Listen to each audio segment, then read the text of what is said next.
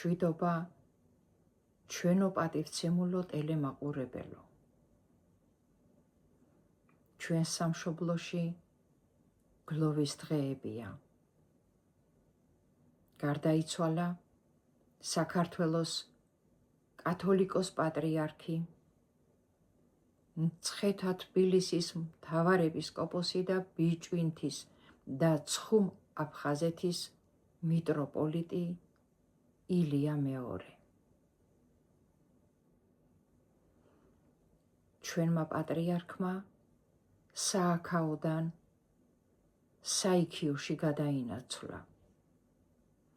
2026 წლის 17 მარტი მისი ამ ქვეყნად გარდაცვალებისა და იმ ქვეყნად კი დაბადების დღედ ჩაეთვლება.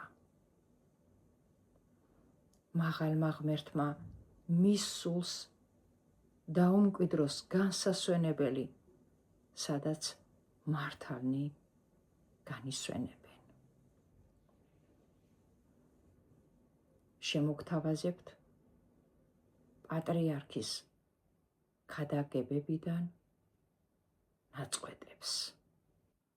ჭეშმარიტების შეცნობის გარეშე არ არსებობს პროგრესი. შეუძლებელია სულიერი აღმავლობა. ქრისტიანული თავისუფლება განუყოფელია ჭეშმარიტებისაგან. ჩვენ გვჭირდება მშვიდობა და სიყვარული. ესაა კაცობრიობის წყურვილი. ქრისტიანობა რელიგიაა მშვიდობისა, სრულყოფილი სიყვარულისა და მარადიული სიხარულისა. ადამიანისთვის უმაღლესი ბედნიერებაა სიხარულის მინიჭება. ადამიანი მოწოდებულია არა მარტო სულიერი ხედვისა და ღვთის შემეცნებისთვის, არამედ განწმენდისა, ფერიცვალებისა და ღმერთთან შეერთებისთვის. ქრისტიანის მიზანია დაამყაროს კავშირი ღმერთთან წმინდა შვიდისაიდუმლოსა და განუწყვეტელი ლოცვის შედეგად. აქ ღვთის ნებას ადამიანის ნება უნდა შეერწყას.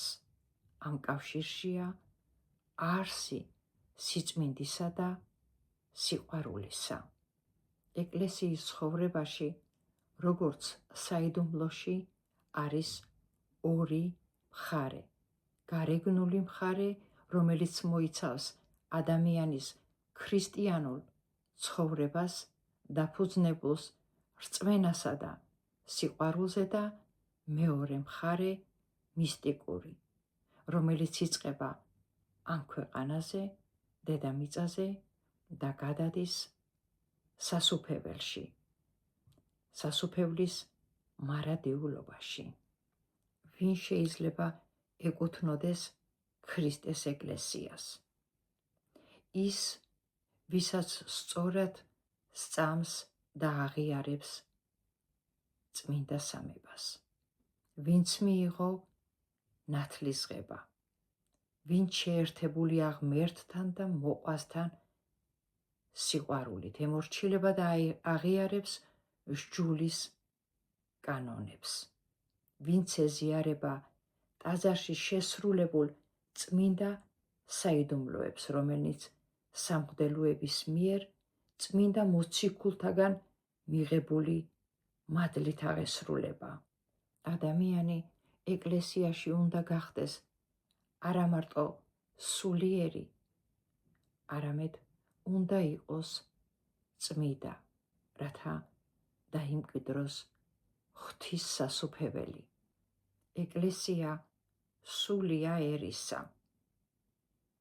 სიწმინდე ეკლესიისა თვითმყოფადი და ურყევია. სიტყვა სინანული არა მარტო საკუთარი ცოდვების შეგნებას ნიშნავს, არამედ თვით შეგნების გარდაქმნასაც, როდესაც პიროვნება ღვთისადმი, მოყვასისადმი, თვით თავისი თავისა და ცხოვრებისადმი დამოკიდებულების ახლებურად გააზრებას იწყებს. ასეთი ადამიანი გრძნობს თავის სისუსტეს და ამათთან ერთად ეძებს გზას ამ მდგომარეობიდან გამოსასვლელად. სულიერი სრულყოფის კიბეზე ორ მადლს აღყავს ადამიანი: უკვდავებასა და სიწმინდეს. ორ ძალას ჩაჰყავს კაცი ჯოჯოხეთამდე: ცოდვასა და სიკვდილს. ამ სულიერ ბრძოლაში გამარჯვება გმირობის ტოლფასია.